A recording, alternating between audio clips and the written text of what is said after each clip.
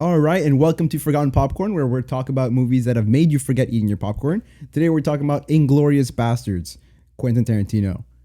Amazing film. Absolutely. Yes, Fantastic. sir. Before we start, I just want to let everybody know if you are on the go, we do have a Spotify as well, so you can always listen to us on Spotify, download it, listen on the go, no problem. If you are on YouTube, thank you very much for watching. Don't forget to like and subscribe and comment any kind of questions you may have. So, first time watching it. This movie did come out a little while ago. Do you guys remember? Nope. That's 2 episodes in a row. I don't remember. It's like a year apart from our last episode for Dark Knight. And I think I watched Inglorious Basterds after I watched Django. Yeah, Same, I think I watched definitely. Django first, Yeah. and then I watched Inglorious Basterds. And they're, we'll get into the 2 movies. I have some stuff to say. Yeah, no. For me, I think Django was my first Tarantino film I watched. And I maybe watched this, I want to say like 5 years ago. But other than that, I don't really remember. I just know I was with my friends in a basement, watched it and had a great time. Can't really say much more about it, honestly. It was just a blur. Yeah, same for me, honestly. Like, I completely forgot when I watched it for the first time. And, like, I saw it so long ago that the only thing I really, like, remembered from it was the opening scene, which we'll get into, and, like, the cinema, like, pretty much burning down. Yeah. And that's pretty much all I remembered from it. And Yeah. then, like, so it felt like the first time watching when I was watching it for the podcast, which was actually a fun thing to do because it felt like I was watching a movie for the first time for the podcast. So it was fun. It was fun It's to see it always from a fun when different you point of view. like revisit a movie like you don't fully remember and it's Yeah. like, oh, it's fully fresh now. Yeah, It's always yeah. a fun time doing that. That's it. No, it was good. It was good. So shall Yeah. we just start with the opening scene straight away? Yeah. As if anybody had seen last episode, I came up with the question of oh man, what did I even ask? What sparked that question? It's been I think we were just talking about the opening scene in general, and Mr. Yeah, Alvaro we here were. to my left had a I think I quite just the asked you statement, guys like yeah. sort of like what was like your favorite opening scenes and how this one Yeah. kind of rivals one of the best opening scenes to a movie. And then we were kind of going through it, and at the time I had already seen the opening scene recently, so I came up with the one from this movie. And it still holds up. I actually watched it about 3 or 4 more times since that, just because it is so good. Something Alvaro said we were kind of debating how long both opening scenes were because they both made a pretty big impact within the movie. This opening scene, does anyone actually guess? I don't know if, Will, did you research it? You're shaking Yeah, your well, head. I have it written Okay, down. yeah. Yeah. So I'll just say it then. It's 20 minutes. Yeah. It's a 20-minute opening scene, which is not common Ridiculous. whatsoever. It's an absolutely insane. It's a short film, basically. Yeah. And there's a really fun question that I want to bring up immediately into this. Obviously, Christoph Waltz's like performance in the opening scene alone is unbelievable and amazing, and throughout the entire film, for that matter. Somebody online asked, with his performance just in the first 20 minutes of the movie, which he's the dominant performer in that, Of course. would that be enough? Now, the Oscars would never give him an Oscar. He would never have won supporting actor, as we know he did. He definitely would have won it just for the first 20 minutes. But if the Academy said, yes, you know what, we'll let somebody with 20 minutes of screen time like that win.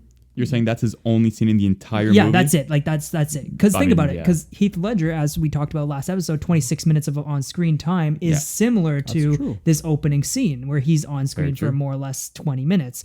Yeah. So, and he won an Oscar. So would that scene alone be enough to just win an Oscar? When you talk about it like that, I think so. Yes.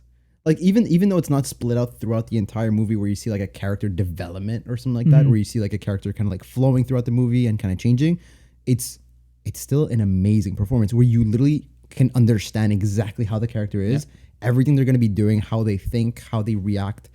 Like you can understand the character in just those, maybe even the first like 5 minutes. You pretty much know like fully. like who Landa is. Yeah, right? yeah. Landa. To me, those scenes are so similar. Like the Dark Knight bank heist and this opening scene, it sets the tone for the villain perfectly. Shows how smart, and he knows everything that's gonna happen throughout the rest of the scene. He knows they're already there under the floorboards. He knows that Padzip is gonna give them up. It's just a full scene of 20 minutes full of mind games and just digging into him, breaking the character down. It's Yeah, insane. absolutely. I think, he should have gone the Oscar just for that scene alone. Yeah, I agree Okay. actually. Yeah. Yeah, I love that question. I found it really quickly just looking around the internet about this, 1000%. and it's really because he's just so believable, and the whole scene is just really well directed. it's one of those scenes that it sets the tone for the movie in a sense, but I also feel like it almost did too much for the movie, and I'll explain that a little bit. It's so good that when you watch the rest of the movie, you're kind of underwhelmed in a sense. Not in terms of like the entire story itself. I just mean aesthetically, like visually. I find that opening scene is just so beautifully shot. And then the rest of the movie has some phenomenal shots, as many movies do. But I find like this movie just was missing that one like scene where you're just like blown away and you're just like, I mean, there are, like, we'll talk about them, and I'm sure we'll agree, but I feel like comparison to, like, last week's episode, Dark Knight, or our previous episode of Top Gun, where, like, almost, like, every third scene, let's say, some random number, was, like, an unbelievable shot, and it felt a little bit bland in some spots. That's what I thought. That's true, but it's also... It's very Tarantino at the same time, right? Yeah, no, that's like, him for sure. Like, you watch any of his stuff. Super cinematic, super like over the top extra. Then the rest, the camera work like isn't necessarily insane, but the screenplay, that's where Tarantino really shines. His screenplays are flawless. Absolutely, time after time. Yet I don't think he's turned in a bad screenplay yet. I don't know what you guys think. I don't know. I Once Upon a Time in Hollywood was not a terrible film. It just wasn't his best work, and it's similar to what you said about Nolan's Batman. The Dark Knight, how it's not his best work necessarily, but like I find that he still does a good job. The screenplay is still good in it, but like coming from previous movies, you can kind of tell maybe this wasn't his like best one. Interesting take. Yeah, no, I agree with that actually, because I feel like Quentin, something that he has over other directors is definitely his screenplay. I would say it's probably the best like script writing out there. I would probably give it. I would agree with you. I would probably like, just give quickly it, off the top of my head like that. Yeah, he's definitely up there. Yeah, like probably like the best. Like the way he writes dialogue, the way he writes like even characters just coming into the scene and everything. Like he writes it all himself too, and like with like I'm pretty sure I read somewhere that he has like zero editing like software or something like that too. So that wouldn't surprise me. Something like that, yeah. So like I mean, his screenplay skills and the way he writes a story, the way he writes characters like talking, and like the way he creates characters, I feel like it's unmatched. Like compared to every like I mean, other directors have different ways of like telling a story because every way he tells a story is completely different, right? That's up to the director. But the way he writes it and the way he like goes to show it for the camera is definitely like unique, and that's like amazingly well done. But that being said, his screenplay was amazing, but like Alex said, that there was that one thing that this movie was lacking that didn't want to make me give it that like full 5 stars on like Letterboxd, and that was honestly it. I kept trying to put my finger on it, and it was honestly the cinematography. You're right on that, because I was thinking about it. I was telling Alex, I'm not too sure what this movie's missing. You're going to tell me. You're going to 100% tell me throughout the podcast. And that was it. Yeah. I mean, it's very noticeable from like the selection of movies that we've started with. It's very like prominent. But Will was right about what he said. It's very on brand from Tarantino. That's what he does. And like he has good shots that work really well within the movie, and they look beautiful. And that's not what an entire movie's about. And we shouldn't really be narrowing all like the negatives all on just one particular thing about this film. There are there's not many issues with it, and the fact that that's like the only thing you can really think of to give it a like only a 4 or whatever. I gave it 4. What did you guys? I give it 5 stars, but it's like a low 5 star. Okay, so it's like 4.95. Sure, yeah, exactly. Okay, so like very low. Yeah, I'm pretty sure the average on Letterboxd is about 4.2 or something. 4.3 on Letterboxd, but it's actually the 88th highest rated movie on Letterboxd. Oh wow, that's incredible. It's Tarantino's highest rated movie on Letterboxd, but Pulp Fiction also has a 4.3, but they have it ranked at 149. So I'm not quite sure how they. Interesting. Maybe it's just the amount of people that have like rated it. Yeah, very possible. But what's funny is that Pulp Fiction is 8th all time on IMDb with an 8.9, and Inglorious is 70th with an 8.3. Okay. There's like a big difference. It's an interesting score for IMDb. Wow, I'm really surprised. 8.3, really. 8.3 is low in my opinion. That's pretty low. That's pretty low considering how much of an impact. Because I feel like for Tarantino, like if anybody talks about his work, I feel like it goes Pulp Fiction, Inglorious Basterds, Django, and like maybe somebody names a Kill Bill in there. But other than that, like those are the 4 or 3 that like are immediately named for him. Definitely. Because they really are just like his masterpieces. Yeah, on both platforms are his 3 highest rated movies. Oh, okay, yeah. So yeah, makes sense. Absolutely. Django's at 4.2 Letterboxd and 8.5 IMDb. So it's actually higher than Inglorious Basterds, Django. Oh, okay. Yeah, well, that makes sense. Django's probably his best work. Ooh. I think I'd say it's probably like in terms of like screenplay, like it's really well written, and he did a really good job casting everybody, and you know.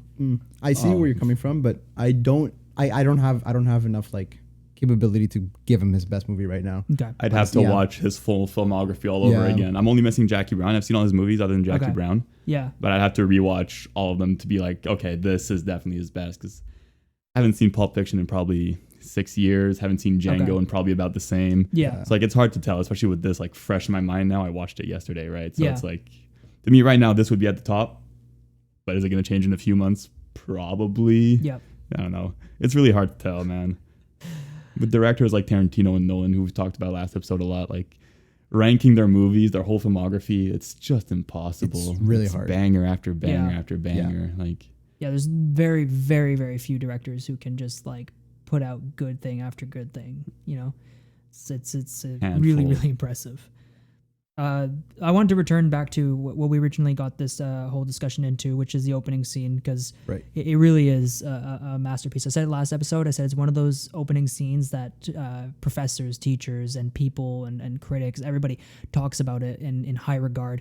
I took a couple of notes here. I'm sure you all pretty much got the same ideas from it, but I just find like it always comes back to his screenwriting. The story within the story is so good, especially considering that there's so many different languages in this movie. Like there are so many different languages. It's I almost amazing. want to say that English isn't even the main language. They speak more French, I think. Yeah, than they else. mix it up. Absolutely. Yeah, we'll get into that for the quiz. So maybe Will has the answer already. We'll find out. I don't have anything written down on it, but okay. Well, you're on right. So without giving too much away, there's 3 languages.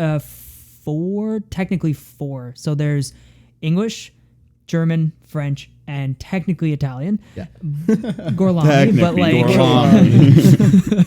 but so 3 dominant languages, and we'll get into the discrepancy of that, but it's really it's not off brand for Tarantino either. If you watch Django as well, you have different languages within that as well. So it's not like, you know, him doing this is particularly surprising, but it's always welcomed. I feel like he's one of the only, you know, Hollywood A-list directors who's willing to actually incorporate, especially, you know, French and German, and not just for like 2 lines or a scene. Yeah, literally like a majority of the movie. Of it, absolutely. I wonder how that is though, like the whole directing process, like the whole filmmaking process, when you don't speak the language directly, you know what I mean?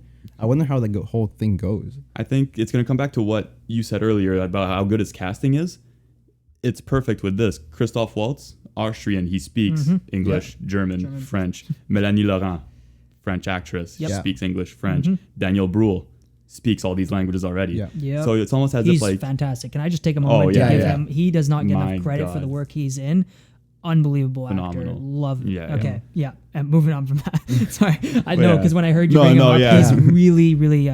he's in probably one of my like top 50 favorite movies. It's called... hold on, I want to double check it because I'm thinking of the French one, because it's a French movie with German in it, very little English within it.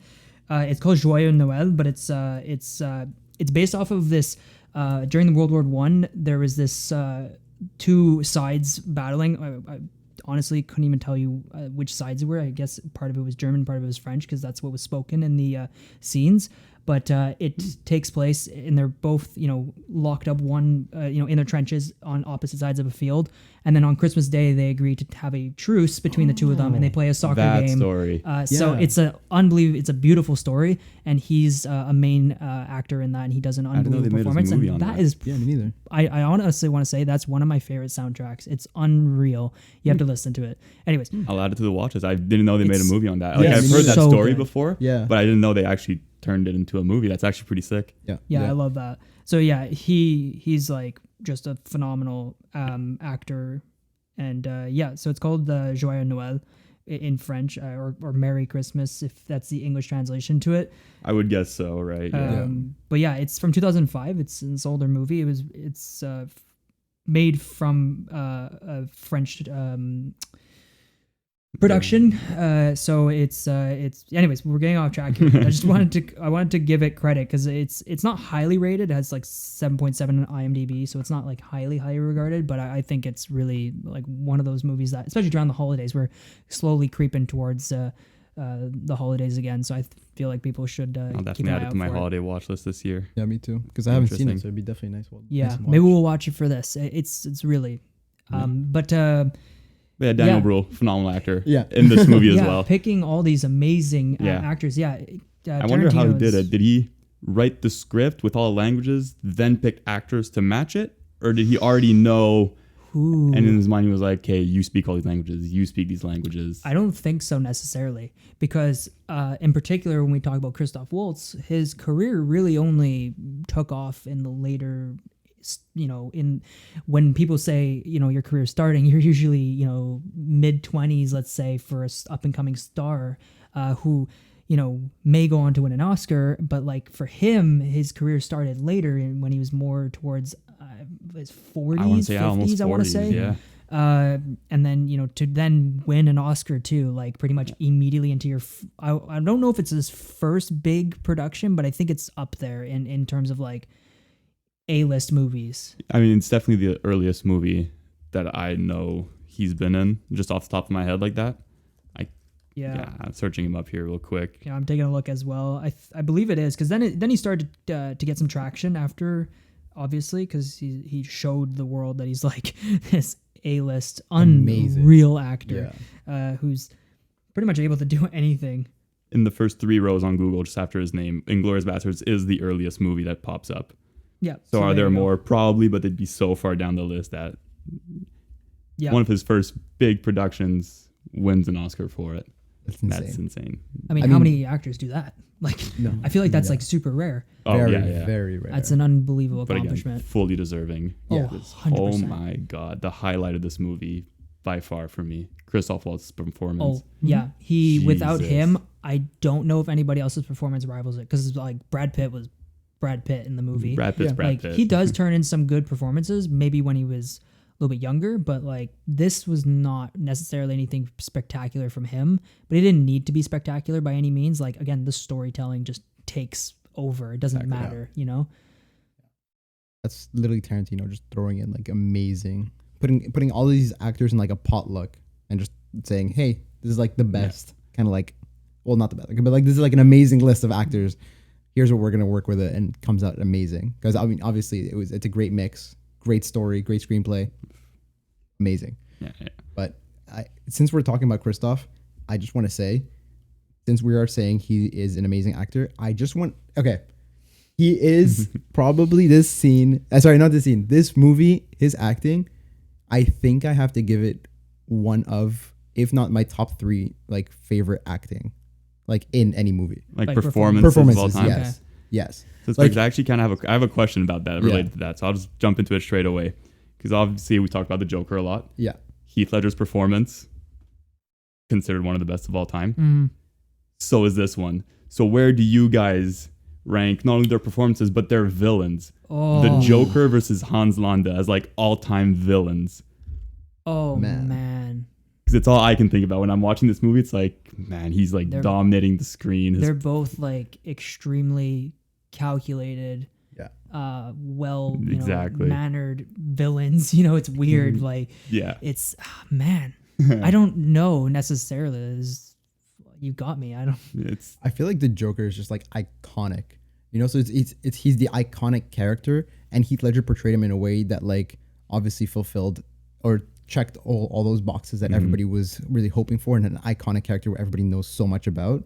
But then Christoph just kind of came in and said, here's this character that nobody knows about, and I'm just gonna make it my own and go Exactly. crazy with it. So I feel like it's harder in Heath's like seat, because he had to like fulfill so many people's like expectations and meet them, right? Yeah. And he surpassed them. I feel like Heath probably like overdid his role. Like he did an amazing job, and he like probably did better than what people are expecting. Christoph Waltz did an incredible job, and he brought out a character that nobody expected. Had zero expectations. Had zero expectations. Yeah. So like I feel like Heath had it a bit harder in terms of the performance, but Yeah, they're both. You're stealing the words straight out of my mouth. Yeah. That's exactly why. That's why I put Hans Landa as a better villain, though, Mm. because he's not iconic, because he's not known going into this, to become straight away just boom, I'm up there with Darth Vader, Joker. It's like, oh Yeah. my Yeah, god. That's fair. It's Yeah. the best answer I could probably give too. I would honestly say like Landa is probably more of a villain in this movie than Hitler is in this movie.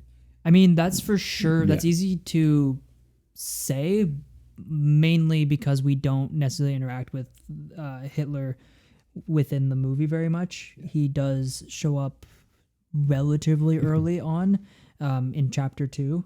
So, which by the way, I love Tarantino. That's like he does it with all his movies, just like a book, just chapter 1, 2, 3, Yeah, and he just I it's love that. lovely. It's Yeah. easy to follow, and and then he puts titles to all of them. Obviously, puts a little subtext to it, and it really does help actually because you read it. So I think I think chapter 2 is called like Frenchman in. For what is it called? German in France, something like that. I forgot what he called it, but it's essentially the entire chapter 2 is just A German Night in Paris. German Night in Paris. Yeah. So yeah, it's essentially an entire chapter about wow, what is Daniel Brühl's Frederick Zola. Zola, yeah. Yeah, And Shoshana, or what's the fake name she has? Oh man. Emmanuel, yeah. Emmanuel, Yeah, so of course to fit within France, I guess. But yeah, so the entire chapter is just them two interacting, and that's it. Makes sense. So I love that dinner simplicity. scene, the scene of both of them at the table, Shoshana and Hans Landa, like years after. Oh My god, Oh, the man. tension. Incredible. Okay, before we get into that, then, let's go back. Rewind a bit. rewind a bit. One last shot at this before we get distracted. Yeah. Opening scene. Yes. Let's talk about it really quickly. Then we'll jump right into scene 2 I call it scene 2 because that's literally the second scene I wrote here because it really, these two are like linked together. So let's talk about the first one here. From the minute the scene starts, the score that's used for this, it's Furielis.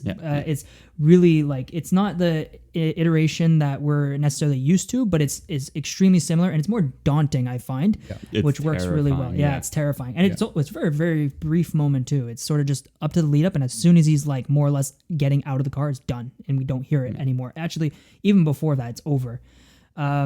Little details that I loved about this entire scene.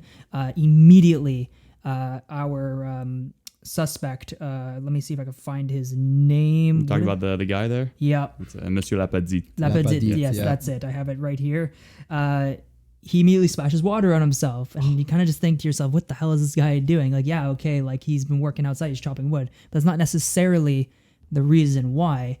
And I'm sure you guys have seen this all over the place if you did seen any reviews of the film. But anyways, it's to hide any sort of sweat or panic or anything that could lead to demonstrate that he is lying, because he does lie throughout the scene until he finally kind of just gives up. Because he's beat. He knows he's beat. So I find that's like a lovely detail that you don't get necessarily immediately. I didn't even think about that. Yeah. So I'll transparency. I remember reading about it like years ago, and every time I watch the movie, I think of that scene. I think of that little. So it's those little details that Tarantino's just like throws in there because it's just really well thought out.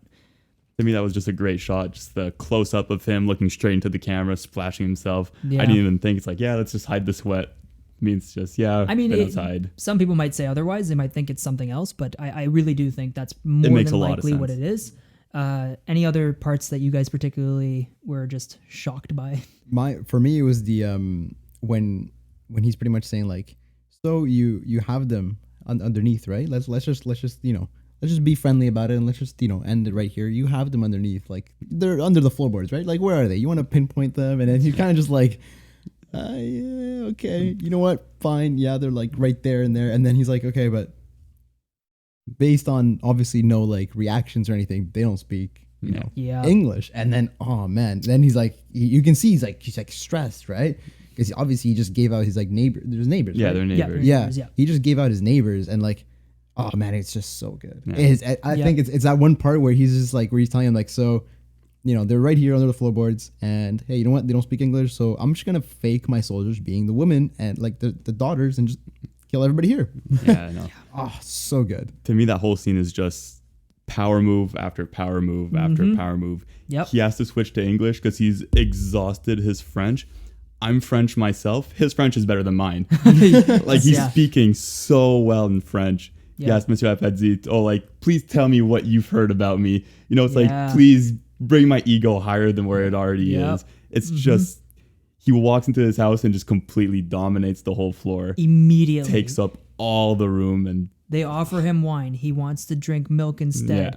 Sort of to encourage this sort of friendliness, you know, you drink milk when it's more of like a neighbor. Hey, you know, I'll have a glass of milk with you. Yeah. And then my favorite part of that, like couple of seconds, once they enter, you know, they close the window, they shut off to the outside world. They're just inside this house now. There's nobody else. I mean, there's no one around for miles. It's country, you know, roads, but like just closing the windows, that act, and then sending the daughters out. It's like, now you're isolated. Now the only people left are you and him, and obviously, as we learn, the Jewish people that they're harboring, that he says saving is the right word to use.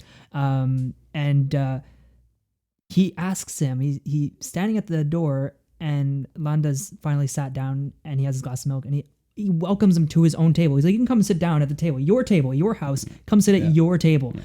Like that dynamic is unreal. Like it's just so shocking and very real.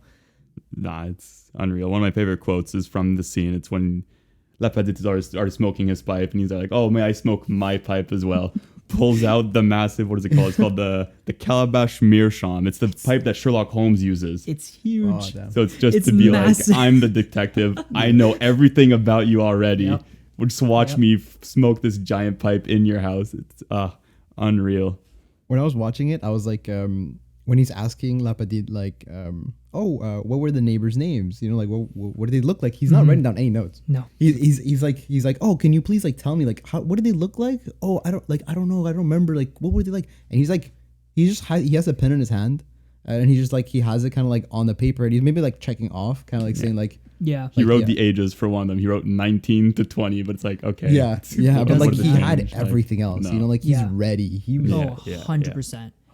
Yeah, he like framed it as like, oh, I'm just coming back because, you know, new change in management, you know, it's like, I'm just doing a double check. So it's like, man, and I then have to do this. you know, I have to. I don't want to be here, but like I have to. You And, like, understand, right? Yeah, you get it exactly. And then he comes back, and it's just like, it's so intense. And what I love about that opening scene is that there's not many techniques that you would use if you were maybe myself, a newer filmmaker, or just someone who's getting into it, where you're under the estimation that any type of emotional or like stressful scene has to be a very like close up. You know, you have to be like within, you know, barely the face within the frame, and like you really have to take away any empty space to show that like claustrophobic feeling.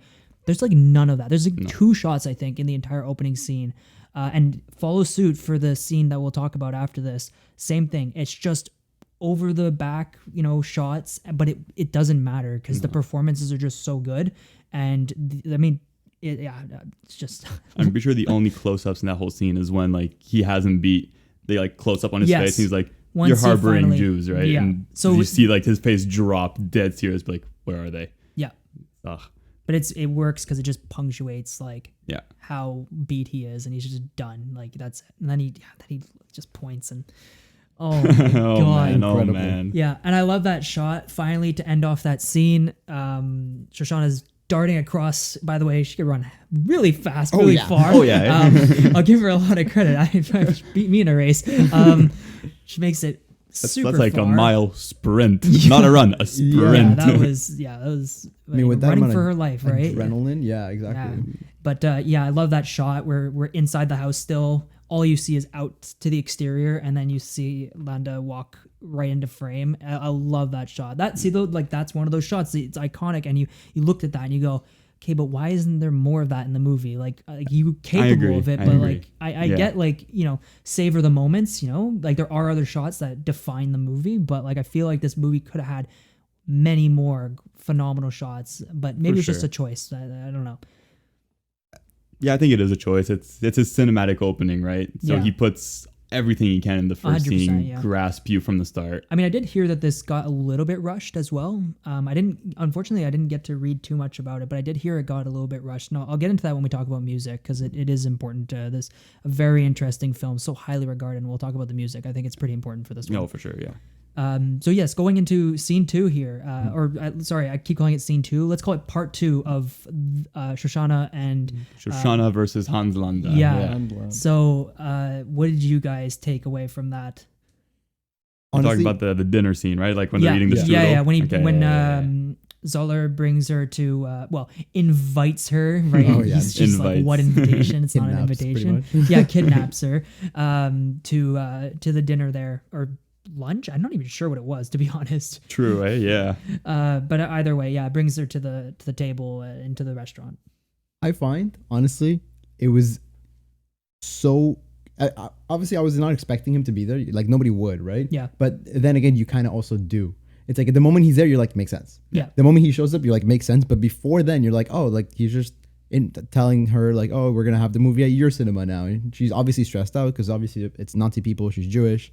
But then as soon as he comes into the scene, you just see her whole facial kind of reaction. As soon as there's just like they said, hey, Landa, you're here, you know, and she just kind of drops Yeah. every kind of facial emotion, every kind of facial expression she has, just to straight up fear. Yeah. You know, and then oh man, That is a great shot though, because they don't show his face Yeah. until he sits down. That's They it. concentrate fully on her reaction the whole time. The camera's just on her as they're talking. Landa's Yep. talking to who is it, Goebbels or whatever.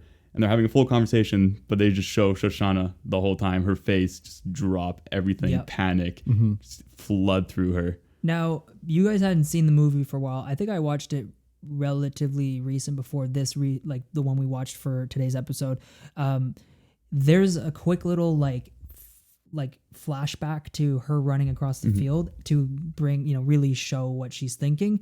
Do you really think? Because I felt like that was kind of unnecessary. Like I felt like we pretty much got it immediately. I didn't like it wasn't that much longer, although it was maybe I want to say almost an hour later. I would say it's probably close to the So, hour mark It's or the hour hour mark, later. so it's Yeah. not necessarily an hour later. It's just it was like 40 minutes, 50 minutes maybe later. Did we really need that like extra emphasis? I felt like that was the only problem with this scene. I just thought like that's not really necessary. I think the audience could have made that connection.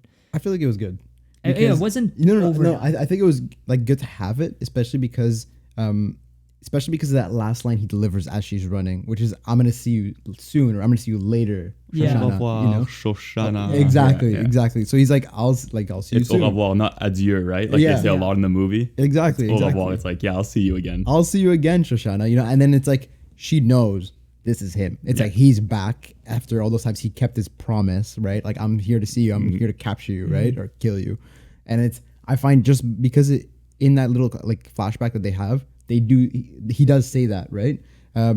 Pretty sure, anyways. I think so. Yeah, so I feel like especially having that definitely like pushed it a bit better because you're like, oh, not better, but it would have been amazing without it anyways.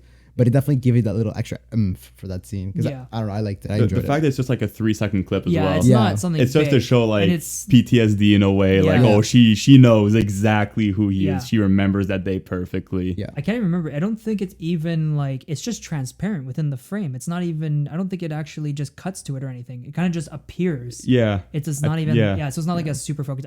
Anyways, I thought I get your point. I get Yeah. it. It's not needed, it's not needed. Yeah. but it's just to show a bit more of Shoshana's like psychology Yeah. behind her, right? It's just 100%. I know exactly who you are. Yeah. I remember you. Don't worry. Like I don't know. Yeah, it's great. I love the shoulder grab. Yep. Yeah. Yeah. you're not going You're anywhere. not. Yeah. That's it. Sit right down. It's like I'm in full control here. You're just a little I don't know what. Yeah. I mean, yeah. It's, No, that scene has one of the loudest silences I've yes. seen in movies in a Thank long you. time. When he Yes. says like, "Oh yeah, I have one last question," but like he's waiting for the cream to come back, and it's like, Oh, I forgot. Yep. But that like 10 seconds of just them looking at each other, it's like, what is he gonna say? So What is he good. gonna say? Yeah. That- So good. I forgot my question. How silly of me, you know? Yeah. I love that. So it's so loud. well done, the dynamic, because he obviously knows who she is. Like, there's no doubt. He Yeah. orders a glass of milk, for God's sake. Yeah. Yeah. He Yes. knows. Yes. He 100% knows. Yeah, Which I love so much. And yes, Will, thank you. If you didn't bring it up, I was bringing it up. Perfect. That silence. Oh my goodness. Because it doesn't move. Like, there's no cut back between the two. It's just over the shoulder looking at him, and you can still see. Well, I'm not sure if it's entirely over her shoulder, but you could see part of her. That's it. Yeah. There's nothing And else. He does like the same face he did in the house when he was like, "You're harboring Jews, right?" Yeah. It's the same exact serious face, just like, "I got you." I Yeah, no, it's love that scene so much. It works so well. phenomenal. I feel like from that moment on, like Londa, the character, had like kind of like Heath Ledger, or I mean the Joker from the Dark Knight. He had everything planned, right? As soon as like he knew what was happening, he's like, Yeah. "Oh, I know exactly who you are. I'm gonna plan everything because I know you're gonna bring in Americans to pretty much burn the whole thing down. I'm gonna convince Hitler to come in here so I can end the war, quote unquote, and Yeah, then have my that's safe right. spot in the U.S." Yes. Like- That's great you brought that up, because I guess as maybe a first time viewer or whatnot, it's an interesting perspective, because you kind of think to this guy, like, this guy has so much control over her, and he knows who she is, and he could easily just get rid of her today, Whenever he wants. like, whenever Yeah. he could do whatever, and yet he still doesn't do anything about it. He knows, I assume, considering how calculated he is and how smart he is, I'm assuming he figured out what she was planning to do in some capacity, maybe not entirely, but he got out of there Yeah. well in advance. So Yeah. maybe he did know. And as Alvaro said, he just wanted to save himself. He didn't care. Either that, or he's just pure evil, and he loves that. torturing people to the very end. Maybe. Yeah, possibly. Because Could be that. it would not surprise me either. Yeah. Yeah. Well, I mean, he never got the opportunity to get to her. She got to herself in a sense. Yeah. Very Yeah. Romeo and Juliet ending there between the two, Zuller and Shoshana, which, I didn't mind that as it's kind of ending for their story. Yeah. I don't know. It was expected in a sense, because like both their stories weren't necessarily like prominent in terms of like the capacity of the entire story above, yeah. especially towards that final act, as we're kind of like, okay, this is her plan. She wants to like, like close the doors, lock them in, and then burn the entire theater down. She doesn't care anymore, obviously. She wasn't making out that scene alive anyways. No, yeah, she was going down She would with have gone it. down with the theater. Uh-huh. So like it's Quentin, right? So of course he's gonna have people killing and shooting each other at the end. Yeah. It makes sense to me that it's those Absolutely. two. When it was playing that part, I don't know if you guys ever seen that skit on the late night, like late Saturday Night Live, on where it's like the cops shoot each other and they're like, what you say? You know what I'm talking about? Yeah. It's like as soon as this like scene came on where like she shot him in the back, he was on the floor, and then he kind of like twisted up and shot her. I was like, that's the only thing that played in my head. I was like, oh, nice. this the is slow mo for falling. exactly. Yeah. Exactly. Yeah, especially the slow mo. I was like, what you say? I was like, okay, nice. That's so funny, actually. No, this film follows Tarantino's steps of just like absolute gross, murderous, bloody battles. I actually don't even know the entire stat. I'm sure it's out there, and I didn't do enough research into it. But does anybody just want to like throw out a number for fun? In terms of like how much blood you think this guy spilled on screen? Oh It's my definitely in God. the gallons. I don't know how many, to be honest. I wish I had a better number, but Literally in every single movie. Every movie. I'm looking at his list now. Every movie has the last 20 minutes of just an absolute at one bloodbath. point there's just 100%. Like it's each of his shots definitely like Tarantino is very much precursor to like your John Wick violence in a sense. So like John Wick's very not as graphic in a sense.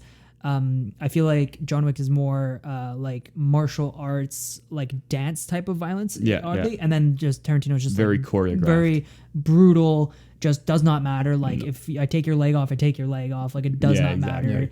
Stuff like that. So I just find how he's really not the first director to really show that much like gruesome sort of violence. He's the one that does it the best. But he's the one that does it the best. Yeah, exactly.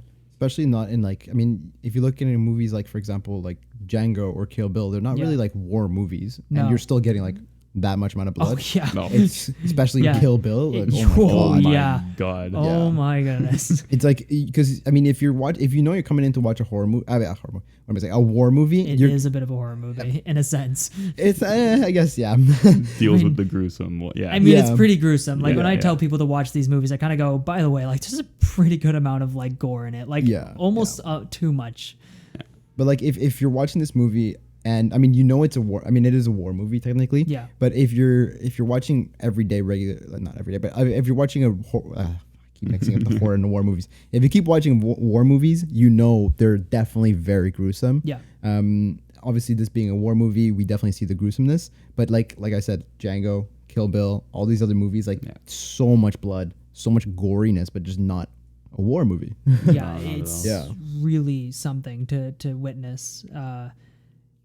Yeah, I think the only other movie that kind of shocked me in that type of amount of gruesomeness. Now there isn't like as many limbs flying around, but in terms of blood, which is the first Blade, that I haven't seen it. that Yeah, had fair. a decent amount of blood in it. I mean, it is a vampire movie, so it works. Makes but like sense. the opening scene to that is very gruesome. Yes. I'd search it up. I haven't seen it. Just watch the opening scene and you're good. That's like, yeah, it's. I'll get the gist of the Blade whole series movie is- after. Like, Yeah. Yeah. Pretty much. Yeah. and they're rebooting it now, eh? Blade. Yeah, Yes, I with think so. different actors and stuff. Yeah. No Wesley Snipes and No, in no. it. I don't know. It's okay. Just watch the first two. I think those are the good ones, and the third one's I just popped my head because you're saying it was gruesome, but now that it's MCU, it's not going to be. gonna be you completely can't. different now, eh? No, it's not. It's changed a lot. Yeah, no. Speaking of gruesome, I wanted to bring up one of the other scenes, and honestly, is one of my like. We talked about the final scene, so this is one of my other scenes that I would say is one of the last good scenes. Not to say none of the rest of them are good, Standout, like a but these are the standout. standout ones. That's the word see. Like last episode, Will's gonna be my translator. I swear, he's just gonna say the things I need to say. He's gonna save me. So we go to the meeting, the underground, the bar meeting, yes. and Yeah. Brad Pitt's character, which why am I blanking on his name? Aldo Rain. Aldo Rain, yes. Mhm. Says, why are we fighting in a basement? Yeah. Is essentially what he says. Yeah. And there's a whole little spiel behind that, and I really like that little interaction between all of them. Just like, why'd you set it up here? I didn't set it up here. Yeah. She set it up here. Okay, why'd she set it up here? I don't know. She doesn't know what she's doing. And that's also very Tarantino, like silly little arguments about stupid things. They happen in every single one of his movies. This one's like, why are we going to the basement? Like, no, it's a it's so tavern. good. Well, it's a tavern in a basement. You know, it's just so silly, but it makes perfect sense after like skip 10 minutes later, and Yeah. look at that. Look what And happened. then yeah, look at that. Yeah, Yeah. exactly. Yeah, I love that that whole sequence. Everything that happens, it works really well. And I think it doesn't rival the opening sequence in No, terms not of at like, all. the entirety and the shots and everything like that. But I would say in terms of like storytelling, it's certainly like that's one of the better scenes where you're just like, you think you're just enjoying a casual sort of conversation. You have this one guy, he decides to just linger in the corner and wait for his time to shine. Yeah. He's been waiting. Yeah, and then he pops out and everything. Yeah. I'd completely forgotten that he was hidden. In my head, he was at the table with the other Already? drunk Nazis. Yeah. And then when I saw him turn around the corner, I was like, oh, that's where he was. I was waiting for him to pop. I was like, where is he? Where is he? I know he's coming, Yeah. but I'd completely forgotten that little detail. I loved how people talk about it whenever they see a scene, but like especially when you're watching it for the first time. I mean, you kind of get it, especially because of the focus on the I forget his name, but the officer's name. Was it Wilhelm? Yeah, Wilhelm. Yeah. So it's like you see his face kind of like change when the 3 is presented in like this instead of like Yes. this, right? Yeah. So if you're seeing the YouTube, then you're seeing it, but like Yeah. it's with the thumb instead of the 3 middle fingers. So as soon as that came out and you just see his face, you kind of understand like, okay, he was not supposed to do that. But then when you've seen it, or if you know like a bit of like how they actually do their numbers and count, you're like, oh my God, he just messed up so hard. So hard and just gave everything away. It's such good. It's so good to just like implement. It's such tiny little detail, but that it changed the whole dynamic of the whole Completely thing. know, shifted the scene. Yeah. I 100% I'm like with you on that. I wrote it immediately. Like I knew it was coming up, so I wrote it already in my notes. Like it's an iconic part that everybody talks about. But I really love that it's one of those details that he could have just left it without any explanation, but they did end up explaining it like moments later when they're bring her to the I guess it was a vet. I think it was a Brought her to the vet. And you know, she explains it, and it's really like then it clicks, and you're like, oh, really? Like, and it's really a quick descent too, because he already had his suspicions, right? He kind of questions him about his accent. He's like, where are you from exactly? Like, you say you're from like, you know, this part of the region, but like your accent doesn't seem so, you know, to my liking. Yeah, that doesn't sound right to me. Yeah. So, and then just like the whole sequence is so weird. It's just like goes from like a fun party, you know, you got the young soldier there, I can't remember his name, but he has his son Max or whatever, and then just out of nowhere, just one simple little movement, and you've got Bloodbath. like weapons pointed at each other's like privates. Yeah. Which is like hilarious little thing. Like why like Tarantino's just like, this is what you're gonna do. You see this gun? Point it right there. Literally, yeah. So that whole sequence is really, and there's a scene that, you know, it's just a bloodbath, like absolute mayhem. Although not the craziest Tarantino bloodbath we've seen in all his movies, but like certainly still a good one though. Certainly up there, yeah. Yeah. I love the like, you know, she kind of like talks that young soldier down to like let Aldo into the basement without being shot, puts his guns down, and then as soon as you do that, she like kills him immediately, which is like this like weird betrayal, like, because you kind of want him to survive in a sense. Well, you feel, but, you feel for the guy. He just got a kid. Yeah, you know? he just had a son, and then like just immediately just like bam, goodbye. It's also kind of weird because she's a movie star, right? For her to have the guts to just be like, yeah, don't worry, bang. Like, who are you really? It's you very know? Like, strange. She's also been like an undercover spy. Yeah, for a so she long must have time. like some training, maybe. Yeah, I don't maybe know. something. She's really good at acting. Yeah. that makes a lot of That's sense. it. That's it. All right, so we are at the halfway mark of today's episode. So I have a couple of questions for the quiz. Now, I didn't do a ton of research into all the other movies that were playing at the same time this time around, because I came up with some other questions because I wanted to maybe get away from the you know, your box office questions, but we still will talk about the very basic sides of the box office. So does anybody know the budget for this movie? You want to go first, or do I go first this time? You go first. I go Reigning first. You go first. Yeah, champ. you won last episode. So Reigning champ. 2009. 2009, yeah. But Tarantino. Tarantino, yeah. He's already done... He's established. Established, yeah, absolutely. I'll say it can't be like Dark Knight. It really can't. I'll say 90 million. I'm looking at the cast list. I have to give it quite a bit more than 90 mil. I'm gonna give it like 120. There's a lot of money that goes just in these names, eh? Yeah. Yeah, that's fair. That's fair. But you also have to remember, Tarantino's one of those directors who could probably just be like, hey, Leo, you want to do another movie? Yeah, you know? fair enough. That's true. So, yeah. No, the budget was 70 million. Wow. No way. So, point to really low. Point to Will. Let's go. As he was technically closer, but you both were off. Very wrong still. Very wrong. Now I don't have all the movies that were playing at the same time this time around, so I won't make you guess the opening numbers. Well, I'll tell you them. So the opening numbers for this was 38 million. Very low. Weekend? Well, Or day? yeah, opening weekend. Okay. Yeah. Okay. Not just day, yeah. No, opening weekend. So it wasn't great. It didn't do too hot. With that being said, does anybody want to guess what the final box office numbers were? So this is worldwide, this one here. I mean, this is also like, it's an R-rated film. It is, yeah. Yeah. So, I mean, I definitely understand why the opening weekend wouldn't be as strong, even though it is Quentin. Yep. You're definitely like blocking a huge amount of people from watching the movie, right? Did you want to go first or me for the guess? Yeah, your turn. Yeah. Okay. Box office full returns. Because again, it is an R-rated film. I'm gonna have to give it like maybe like 500. About there. I was gonna go 350. Okay. So the total was 321 million. What? So Will's on very close fire, on man. that. Very, very Damn. close.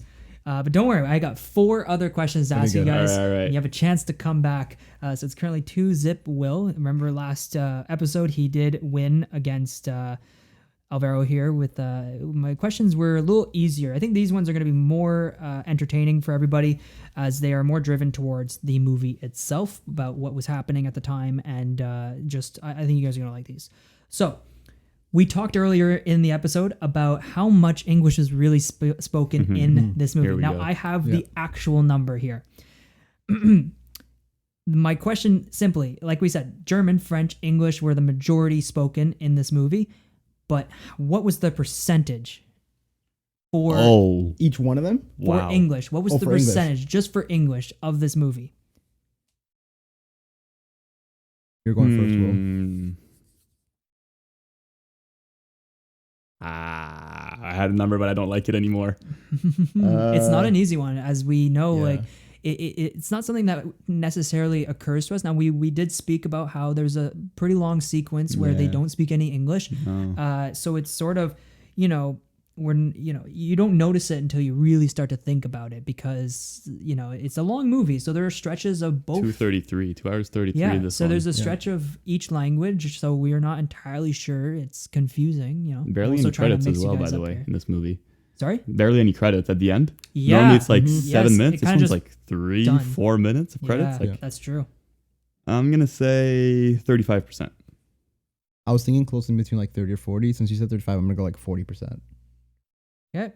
Don't know how much like Yeah. German there actually or French there actually was. I feel like French was probably the most spoken, and then came like English, then French. That's my guess. I don't know. So We'll see. the final answer is 30%. So I had Will 2 gets ways that to one. go. I chose the wrong one. It's 30%, and yes, German and French are the That was other kind of cheap by me spoken. though. I went like straight in the middle. Yeah. Yeah, it's All good. the quiz. You win. Yeah. It's 30%. It's a small percentage considering we're talking about a Hollywood production even a by third a technically, director right? who when I looked this up, I had to search pretty deep to figure out if Tarantino knows any other language, and I'm sure he knows some of other language, but he doesn't speak it necessarily. And we were talking about how does a director actually have the tools to write scripts for people who learn how to Right. speak the language. And I think it's as simple as he writes it in English and he just says to be spoken in this language, and then gives it to the person, and it's up to them. And that's why I think Christoph Waltz and the dialogue for that works really well, because if you give it to somebody who legitimately knows how to speak the language and put a cast behind it that actually knows how to speak the language, didn't just learn it for the role, they know it because Yeah. they live it, and you let them interpret the lines the way they want to and deliver it, I think that's how you win. And I don't know necessarily, the French seemed pretty on par. That's Yeah. the most I know of French, but German I know very, very little.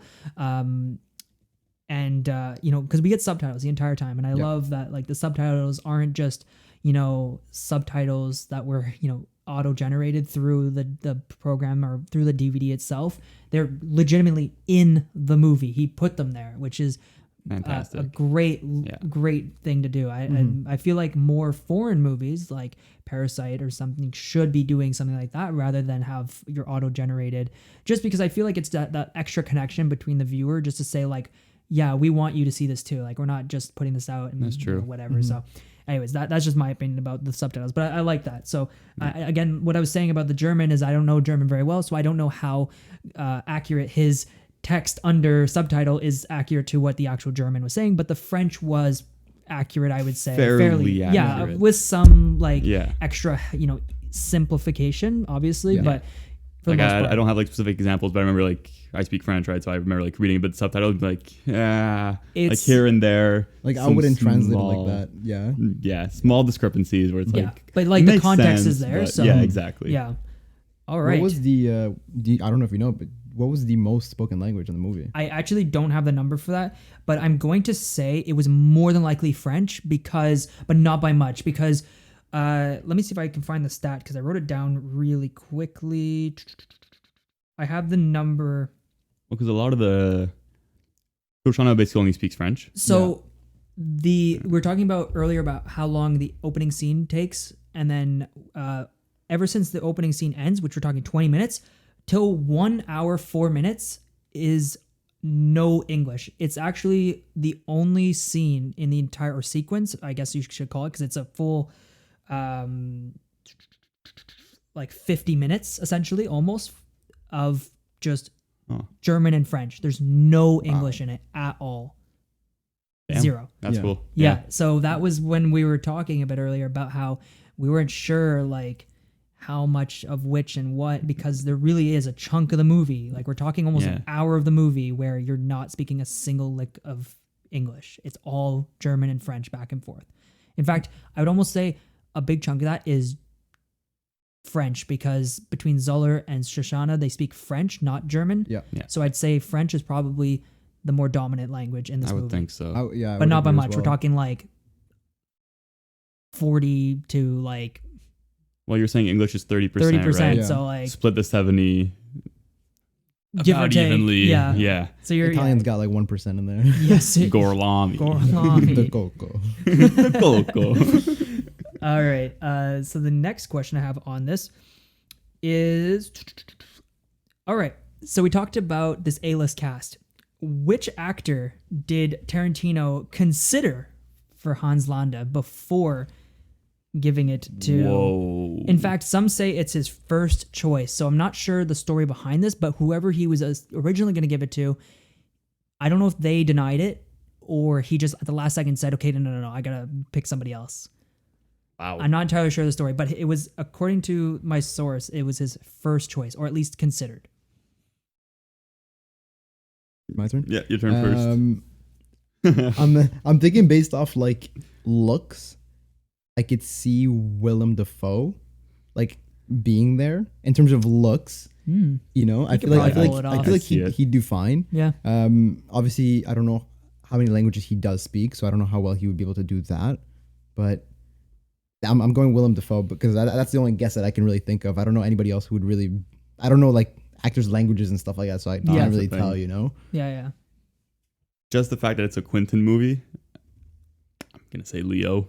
But That's good guess. if it's Leo, I'd actually really hate that. Because, oh that'd be my pretty God, crazy. that would have Leo. been terrible. Yeah, I'm not sure that would have really worked. I think we No. joked about that a couple episodes ago with Scorsese filming Joker. We were just like, he's Yeah. going to put Leo as Joker. yeah. We were joking. Yeah.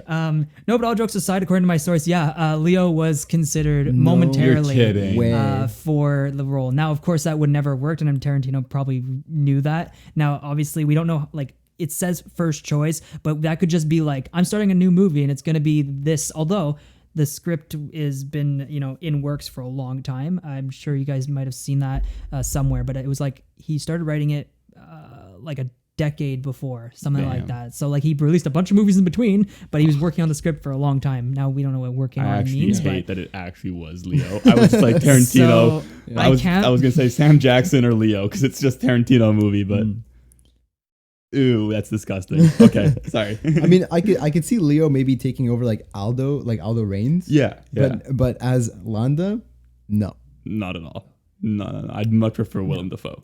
Yeah, Yeah. yeah. Fits the character yeah. so much better. Oh yeah. Yeah. No, that was the perfect that guess I would have given a point to, but I can't believe you actually said Leo. Like I knew swear you were- I did not do any of this research. No. I believe you from the way you responded. Like that's a good guess considering it's Tarantino. Because like, when I saw that, I was like, oh, that's so on brand for him. Of Yeah, course he exactly. said that. They've worked But, together many times, right? So I find that so funny. Like Ah, that would yeah. have been really disgusting. really bad. Okay, moving on.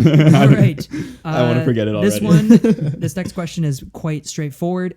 Even if you did a lick of research, this one talks about the Academy. I just want to ask if anybody knows how many nominations and how many wins for. Now you don't have to tell me which nominations they were. They were nominated for many different things, so there's a little hint for you. But I just want to know how many nominations did the Inglorious Basterds film have in the Academy? Nominations? Just nominations. I won't even ask you for. Yeah, just nominations. You're up first. 4. I'm saying 5. Okay. I feel like, why should it be 3? Why should it be 3? Alvaro got it right. Yes! It is 8 nominations. Oh, in fact, Oh, back Damn. in 2010, at that point, it was the most nominated film in Academy history. Wait, really? At that point, 2010, we're talking. Since then, we've had many. I think Everything Everywhere probably has beaten that. That had many nominations. It was like 11 or 13 yeah, that movie. and I think a lot of other films have surpassed that. But at that point, according to my research, it was the most nominated film. 8 is a lot. 8 is a lot. 8's a Yeah. lot. So it had like cinematography, screenwriting. Cinematography? Yep. Interesting. It did. For nomination? Yep. But Maybe Not- just not because of the win, first right? scene. no, it didn't. It only. Does anybody know what? I mean, you should know what it won. It won one of the 8, Supporting which actor, is I'm assuming, supporting yeah. actor. That's the only one, Exactly. So I actually have the list here. So best supporting actor, obviously we know Christoph Waltz won it. He actually had to beat out Matt Damon from Invictus. If anybody's seen Ooh. that, That's that's a tough good. one. Yeah. That's a Wait. tough one. Matt Damon was supporting actor for that? Yeah, I know, right? Who's the I- main actor? I thought he was the main actor, actually. Morgan Freeman? Morgan Freeman, I guess, was the main actor. Or sometimes in some movies, very, very rarely, I think you can have like a supporting cast in a really weird way. It's Okay. yeah. Because I would have said that should be a leading role. Yeah. But he definitely. Okay. I mean, the both of them were like basically 2 leads in the Yeah, movie. So Christoph I guess Waltz could maybe they were technically be both a lead as well. supporting That's true. actors in That's it. true. But so he beat out Matt Damon, and Matt Damon's no slouch when it comes to acting. No. That performance too. I've seen that movie twice or more, and it's one Very of those good. inspirational, lovely movies. Very inspirational, yeah. So they did. Lawrence Bender was nominated for Best Motion Picture. They lost to Catherine Bigelow for The Hurt Locker. That makes sense. And I'm not going to bother repeating who beat out each of the last 5, but it was The Hurt Locker. They won a lot that year. Okay. It's Like amazing. almost everything. I mean, So, it's yeah, it's a good movie. but the Makes sense. continuation goes Best Achievement in Directing, Tarantino, Best Writing Original Screenplay, Tarantino, and then they got cinematography, editing, film editing, sound mixing, sound editing as well, all beat out by The Hurt Locker. Okay. Yeah. I mean, Hurt Locker, I understand. Yeah. It's amazing movie. But something, I mean, you said it's the first movie until 2010. Until 2010, yeah. I could have sworn, I might be completely wrong, but I could have sworn like Ben-Hur won like 12 Academy Awards or something like that. Maybe Ooh. it's very possible. 'Cause, like, maybe it's for an R-rated film to be specific. Yeah. Again, I got like my information quickly, and I was just Yeah. like perfect. And that's something I remember reading. I didn't write it down, but it might be for an R-rated film because that would make more sense. I don't think Ben-Hur qualifies for. No, it doesn't. No way. Yeah, because I'm looking at it here. Ben-Hur, let's see. Best Picture, Actor, or Leading Role, Supporting Role, Director. I don't know if it has to do writing, with the cinematography, century. I art don't know if direction. maybe Yeah. in like since the 2000s It won or something. like I said, like 12 awards. Yeah, it won so many, but I mean, it doesn't have a lot of stuff really competing like against it. That's probably it's the it's thing. the you know? 1960s Academy Awards, right? Yeah. Different era. Maybe again, it could be specific categories and stuff, or specific like types. So like R-rated film or since the 21st century, stuff like that. So Yeah. I don't know exactly, but that's just one of the things I saw come by. That's I thought it pretty would be an interesting thing to add. I mean, 8 nominations. Yeah, is that's a lot. yeah, that's yeah. a ton. Yeah, absolutely. Especially when you're competing against like a bunch of other movies. I mean, fair, it only won one, but like still to get nominated for that many was a lot. Yeah. Yeah. All right, my last question. Hope I get this one. Here we go. You guys are gonna love this. You're gonna look at me immediately. Watch this. Okay, get ready to clip it. So as we talk about Oppenheimer, Oh, boy, here we go. Here we go. sorry, Where's Nolan? The reason, for anybody listening or watching, the reason I'm laughing is because I talked to Will outside the podcast, and we kind of realized how often we mention Oppenheimer. I think we're averaging about 2 references an episode so far, and hopefully we'll soon have the opportunity to talk about it. We know the release. Whenever dates. you guys want, I'm Yeah. ready. I honestly have seen it. You've seen it. I've seen it 7 times now. We talked about it in the first episode. I think you said 6. So since we're talking 3 episodes, you saw it one more because time already. Oppenheimer, for those of you who aren't aware, left our theater that we work at yesterday. So I went and watched it after my shift. One last hurrah. Why not? So Nice. I should have gone in. I really should have come to watch that one more time. I don't know. All right, let's go. Oppenheimer. right. What now? So as we talk a lot about Oppenheimer 70mm, what film size was Inglorious Basterds filmed in? And Huh. I'll have some extras for that as well. But just what film size? Simple as that. Going? I think I'm going. I'm going 35 mil. Yeah, that's what I was gonna go for. But Yeah. I'll go 16 just to not be the same. Oh, you're winning it. I feel it. There's no way it's a 16 millimeter film. Look at his smile. So, Oh boy. I thought I was right. Okay. yeah, yeah. I figured it was I mean, right. they also mentioned 35 millimeters in the movie itself. Yes, exactly. So, Right. Yeah. So I thought that was fun. When I was watching, I was like, Yeah. that's a good question. I researched it and I double checked everything. Yeah. So yeah, it was filmed in 35 millimeter. Tarantino wanted it to be exclusively no digital, just 35 millimeter. That's all he wanted to show. That would've been But cool. ultimately said, okay, yeah, we'll do Wow. digital too. Yeah. Because I mean, come on, like, Yeah. like there's like really start to limit when you do those things. Oh, Could you you would limit imagine it. Oppenheimer only in 70 millimeter? That's it. There'd be what 10 theaters in the world who'd show it properly. Yeah. I think it's like 20 something or Like, 30 In something. total, yeah. seriously. It's They would have had to all be shown in 7 millimeter IMAX. IMAX. Right. Yeah. There's Exactly. no even worse. theaters that actually have that, so it's like Yeah, it's the odds of that. Yeah.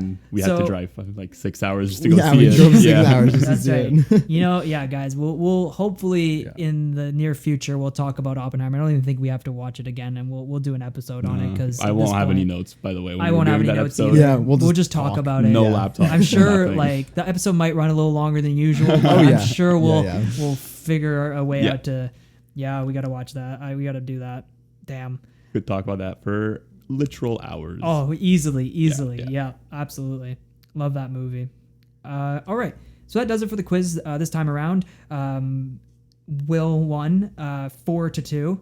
Or, yep, 4-2. So Yeah, 3. I got. You got 3? I thought I got 2. You got 2. I thought it was 1 or 2. Will got the budget and the total amount. Right. He got the percentage of English. Yeah. He got the Oh, the got the actor. Leo. Yeah, right. Yeah, See, Leo. that- it had already left my head. That's and then 4. and then Alvaro got the Okay. nominations and the film. Okay. millimeter. Fair Okay. enough. Fair enough. So I completely forgot about the Leo part already.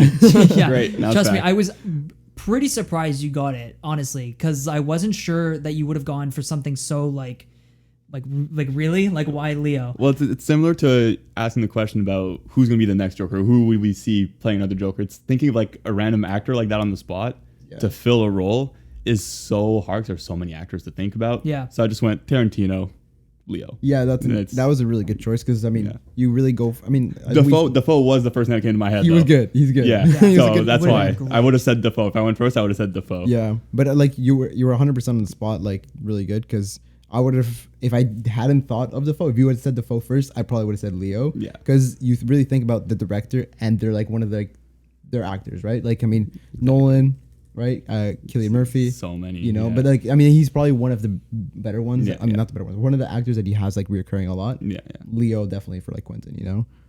for sure. Yeah. 100%. All right.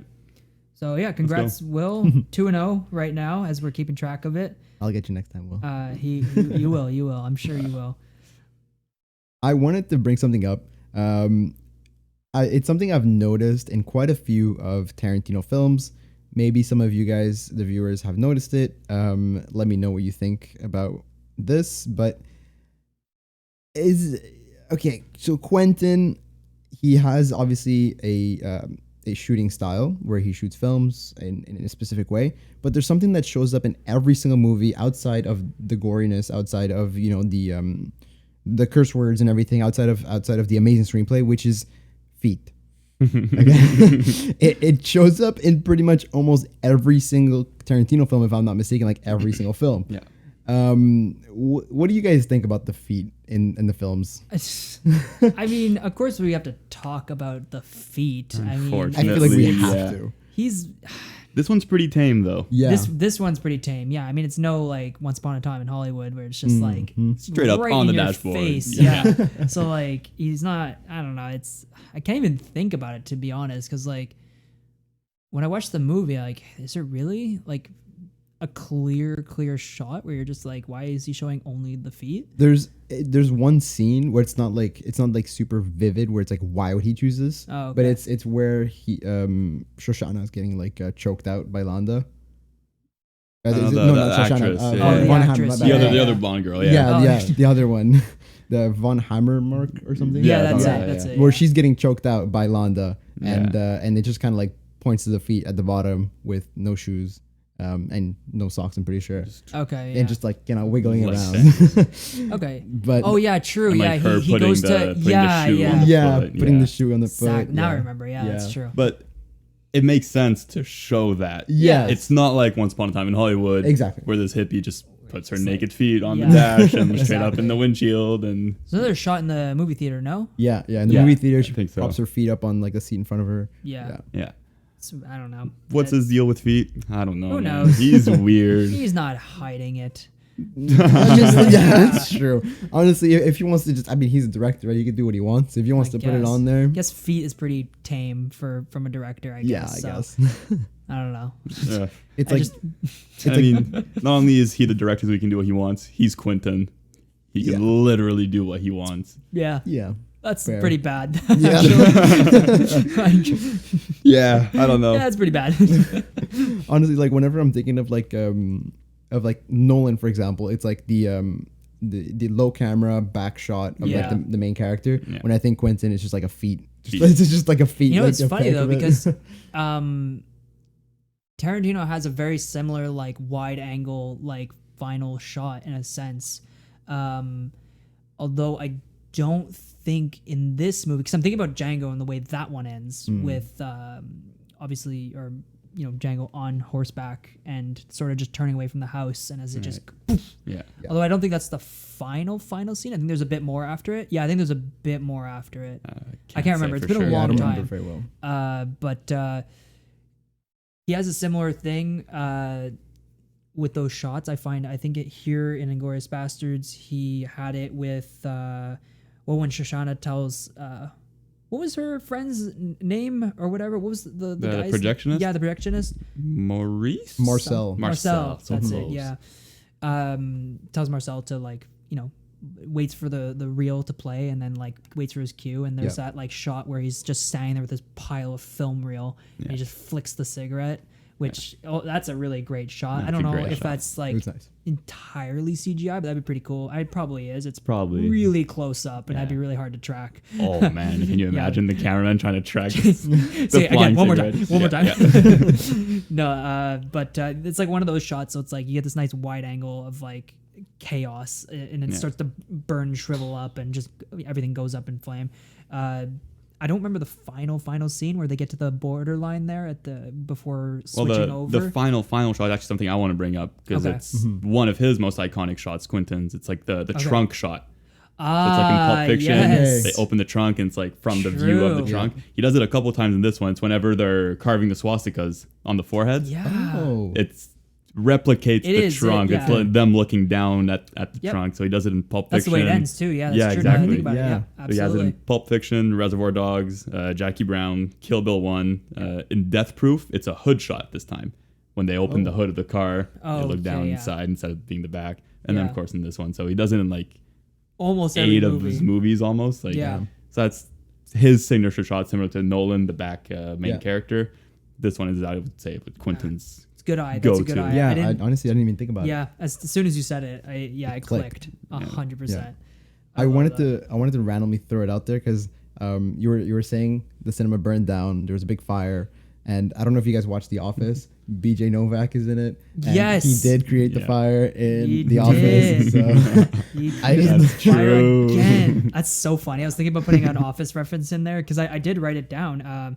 Yeah, he had to take a leave of absence from The Office. Does anybody know what his reasoning in the show was by any chance? Well, I mean, I can take a guess He now. took a 'cause- few, not a few leave of absence, but like he had one particular leave of absence where it's very noticeable that he's gone. And when they come back, they're almost like insistent in the show to like remind you that he was gone. And he actually, like the character that he plays, brings it up in the show multiple times afterwards. So I'm guessing it's his drug problem, right? When he like gets promoted to corporate, but then goes on his drug craze and ends up going into rehab or whatever. Is that the one? yeah, I was Because gonna he's gone say- for like That's a a- couple episodes. that's after a that. really, really good. Now I could. It's been a bit of time since I've watched The Office, although I've seen it like probably a dozen times. Yeah, I was gonna but say. I feel like sometimes those things skip over your head after watching it so many times. But the reasoning here that I have is that you remember when he went on a trip to Thailand with his high school friends. yeah. Now I don't remember if that is. I think that's before that drug thing, because Might be, yeah. that was pretty. It's decently. It's not super far into the show because the show runs for pretty long, but it's about the Yeah. halfway point of the show. Yeah. So I feel like the drug problem's further into the ending of the show. Anyways, Yeah. we're going off track here, talking yeah. about The Office here, not Inglorious Basterds. But yeah, I love seeing BJ Novak just show up in this, and he's a super talented writer. Yeah. As we know, actor. He's all right. He's all He's right. He all does what right, he yeah. does, but like his brain for script and comedy is unrivaled. I think he's definitely amazing. As soon as he popped up, I was like, "Hey, Ryan!" yeah, Exactly. Yeah. I want to talk about music in this movie because from the research I could gather, there's and from the evidence that I've researched too, there's no original score in this movie. There's no original score yeah. at all. That's true. And I'll tell you exactly why. So as I mentioned earlier in the episode, we talked about how sort of how Tarantino works, and I talked a little bit quickly about the possibility, or what I read is that it was rushed, this project, that they kind of ran out of time or something. I didn't unfortunately get a chance to read too much about it, but it was rushed, which forced there's the score. The person they wanted the scores from was a composer called Morricone, and he's done a lot of work previously for different films. He ended up working on Django and other films for Tarantino, but this particular movie he didn't get the opportunity to do anything because of the rushed schedule. And so what happened was essentially they had to pick out different scores from different areas, but they did use Morricone, his work within the movie, but it wasn't originally for the movie. I see. So that's why in different sequences you can definitely recognize some of these scores, and you're just like, hey, well, like, why is Fear Elise playing right now? Like, that seems like, although works very super well, Yeah. but like, why? You couldn't have come up with like, and it's very short too, so maybe that's the reasoning behind it. That's why that's it's really so short. There's not a lot of music playing in the movie. Like, it plays at the right times, and it's very much snippets. When they introduced what was the guy with the baseball bat again? Donnie Donowitz. Yeah, that's it. When they introduce him, there's a brief moment of music. I mean, some of it's not even music; it's just beats. You know, when Hans Lander shows up at the dinner, it's just like a 2.5 second like dum dum dum, and then done, just to like ramp you up a little bit. So it's nothing crazy. So yeah, I found it really interesting that such a highly regarded film has no, I guess, original score. I didn't even in think the about that, entire but yeah. film. I didn't even Not for the lack of wanting one, just, you know, some things happen, production has to move along, things happen, you know, people get... It turned out great. Yeah, it turned out. Nonetheless, like, And then one of the quotes I read was that Morricone had issues with Tarantino's use of music and rhythm within the movie. His quote was... he uses music without coherence. That's what he said about Tarantino. I don't agree, but I in a sense, I sort of see like what he means, and especially if you think about Inglorious Basterds, I kind of see what he means, because the music really isn't used in what he says coherence. And like I talk about how, you know, Fear Elise plays for like a couple of seconds and just completely goes away and never comes back. And then like there are other instances where a certain little snippet of music will start and then just never return again. So I kind of see it, but it just seems like a nitpick, you know, from him. But it just sounds like he's salty that he didn't get to do the work for the movie. Yeah, I mean, it's possible. This movie aside, Quentin's use of music is phenomenal in every other project he's ever done. Yeah. So to me, yeah, it's like you said, it's just nitpicking. Like, oh, I didn't get to actually do the work I wanted to do. Well, interestingly, the quote does come out after, quite a long after. It's 2013. He talks about it. So even after Django. After Django, yeah. So, and he did work on Django, from what I read. So, but he has a long list of like, you know, well done. He has a big list of accolades. You know, he's not a simple, not a nobody composer. Like, he's very well known. unfortunately he's passed away, but he has left behind a legacy of different films. I'm looking through it here. He did work on Hateful Eight. He did work on For a Few Dollars More, which is highly regarded. He worked on Django, as we talked about. I'm trying to scroll through here and take a look at the other Tarantino movies that he participated in. I guess you could say Inglorious Basterds, although he didn't get the opportunity Very slightly. But yeah. to actually write an original score for it. But he does very interestingly, or not interestingly, but obviously he does a lot of Western, and that makes sense. And there it is. Your Tarantino, I mean, like, which movie has he not turned into like like a Western soap opera, mock? Not mock, I would say. They all have appreciation Western for characteristics. I mean, this one is like right in there. Like Django, I can let slide because it's very much follows within the same theme in a sense, right? Yeah. But it still is very Western in a sense. But no, this movie like really is, because you watch like especially with the chapters part, and like that's a Tarantino thing, but like chapters and music and the intros, all his intros are very Western, with the text and everything like that. That's true. Yeah. So the text like coming onto the screen, like splashing on, just introducing a character. Yeah, exactly. So it's all of his. I feel like a majority of his movies follow that formula, which is good because he does it well, and it doesn't feel like it's mocking the Western style. It's just sort of an homage to it or whatever, if you want to say. So I like it. I like the way he does it. He sort of modernizes it in a sense. Yeah, I can see that, like a sort of modern take on Western. I see it. Yeah. Yeah. And I guess that's like where the like gruesomeness comes from too, though, because like 100%. come on. Yeah. Can we talk about Brad Pitt just a little bit? Sure. Yeah. Let's talk about Brad What Pitt. is that accent? Which one?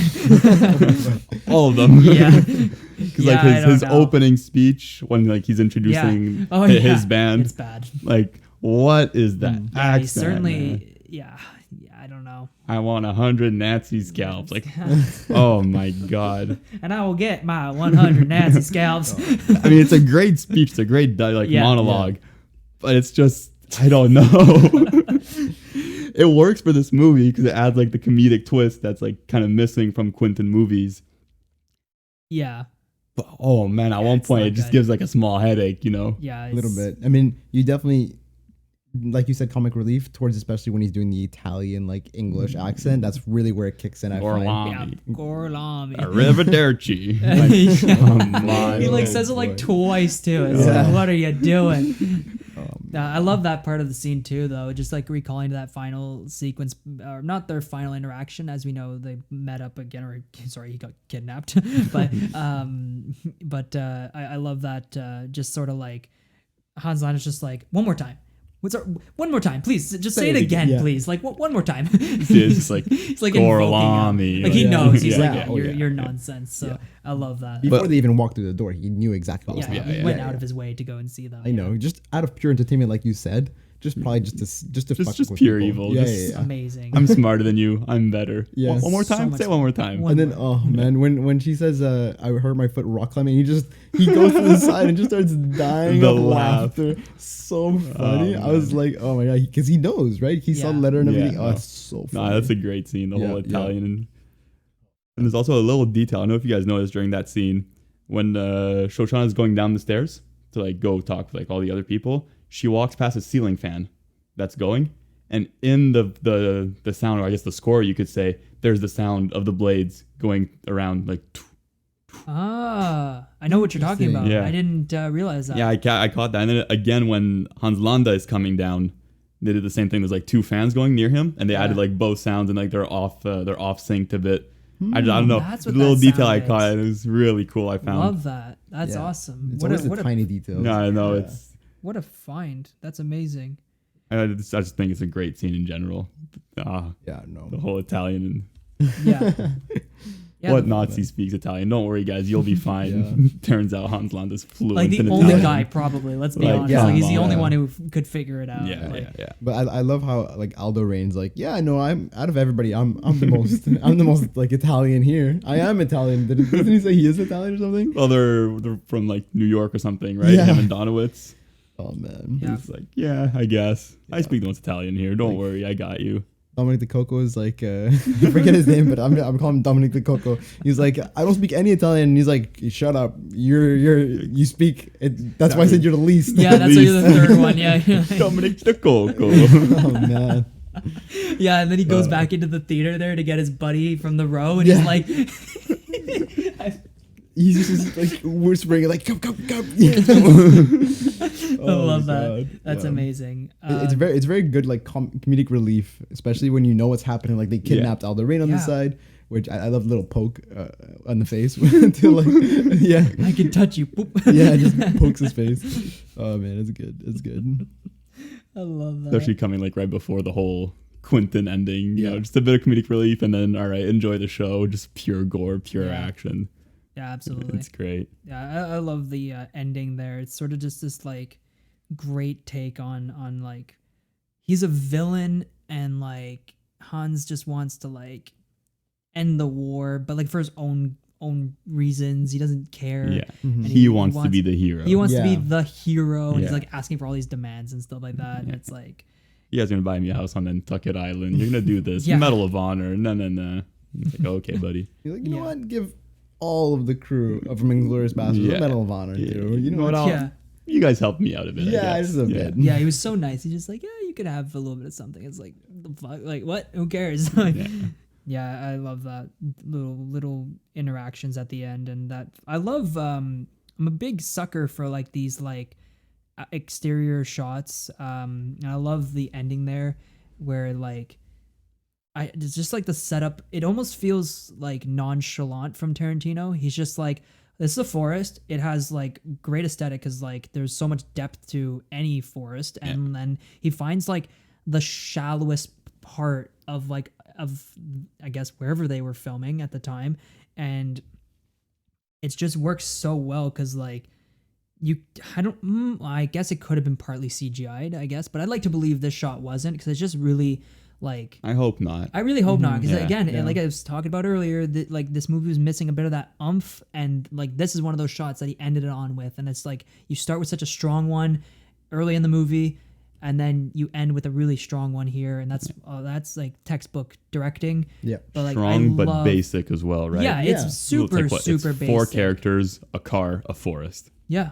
but it's That's so good. I just love that, and of course, like I said, I'm a sucker for like, if you can make an exterior shot look really good, because there's a lot of elements to it. And yes, you can CGI it, but like sometimes you just know whether something's CGI. Like I don't doubt that they added some CGI fog and stuff like that. That's fine. Yeah. But like if you found that area and it's 90% true, and you know you just had to add a little extra, get rid of a tree, add a tree, whatever, I don't care. But as long as like the base is there, the plate to work on, I fully agree. I love that type of stuff, and I love that shot very, very much. All right. So to end off this podcast, there's been a lot of talk about Mr. Tarantino's legacy recently. He's at 9 movies right now. Technically 10, but he counts Kill Bill 1 and 2 as one movie in his mind. Sure. Oh, okay. So he's at 9. True. Yeah. He says he wants to do 10. And then wow. That's it. He is donezo after that. No more directing movies. Yeah, right. Okay. And apparently it's coming out next year. Okay, it's called The Movie Critic. Oh, I heard. Yeah, I think I heard about that. Yeah. So there's a lot of rumors that like he's going to bring back a lot of fan favorite actors. So it's going to bring back like his Travoltas, his Sam Jacksons, his Leo, all that. So I just had a quick question for you guys to end this off. What do you think is better for a director to leave behind? A legacy of 10 movies and that's it, you're done? Or to keep going like a Scorsese and do like 40 films until you're 98 and then you just disappear? What would you guys prefer? I'm gonna go first because I feel like there's just like a very nice way to end it off by making films, doing something you love and you're passionate about, right? Especially like Quentin, you can tell by the way he makes his movies, the way he talks about it in interviews, he's extremely passionate about movies, about making movies, right? If he just, I feel like he's gonna finish off the 10th one, like The Movie Critic, and he's probably gonna want to miss it. He's gonna miss it. Yeah. 100%. And I think so too. Being like Scorsese, there's something so beautiful about him just being able to make movies like so often, especially because his taste might change. Like I don't like the same movie that I liked 5 years ago, you know, and especially when you're when you have that much experience in the film industry, 5 years is a lot of time to really understand something, change your mind on what you've made, what you've created, and what you can do better for the next time. I feel like 100%, if he were to just end it with 10 movies, it wouldn't be like a full like span of Quentin. You know, like we wouldn't have seen his full true form. You know, True. like I mean, like Scorsese, he released like The Irishman not too long ago. Yeah. That was really good, Yeah. incredible. Still very solid. Yeah. Yeah, you know, and like And it's still got it. exactly, you know, and it's yes, it's got very similar takes to like his old work, but it's different. You know, like everything is obviously a little bit different, but it's a little bit different in the special It's like sense. it's modernized. It's, Exactly. Yeah. You know, and I'd love to see something like that from Quentin, maybe like 10 years from now. But if he ends it at the movie critic, we'll see, right? I He don't says know. 10. Yeah, I don't know. That's what I think. Ah, man. It's a tough one. Yeah. But it's more of a question for, it doesn't work for, you know, any director that you can think of. It really only works for directors who have already established a catalog of A+ movies. Yeah. Your Nolans, your Scorsese's, your Kubricks, you know, so like there's only so many that you can do that. Does Tarantino fall within that category? Absolutely, he I does. think so. Yeah. Yeah. But yeah, I mean, Alvaro said it best. I mean, like anybody who's passionate about it will inevitably come back to it. You know, I think it's just so. that itch to want to, right? There's And no way. He's still so young as well, right? Yeah. Like, yeah, he has the ability to continuously produce some sort of material. Maybe he won't want to direct necessarily because there's a big effort behind that, and being incorporated into the screenwriting and everything, and then directing is a lot of work. That's so true. maybe he transitions to more just the storytelling aspect, which he's clearly very talented at. Yeah.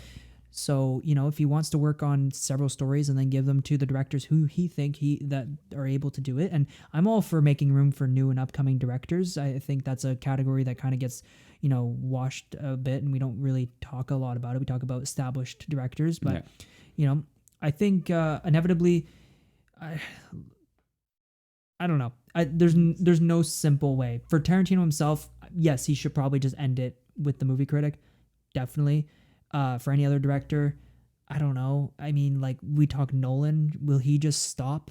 No, because like We said he's like, at 12 now, right, Nolan? he's at 12. Yeah, but like I heard in an interview he said he's gonna just keep going. He's gonna keep going until he pretty much stops. well, as we heard, he's Christopher Nolan's thinking about taking over the James Bond franchise now. So, I mean, what does that mean for his career, right? He's taking on another franchise, going from the Batman to you know, James Bond. Take a decade off a franchise and yeah, tackle Bond now.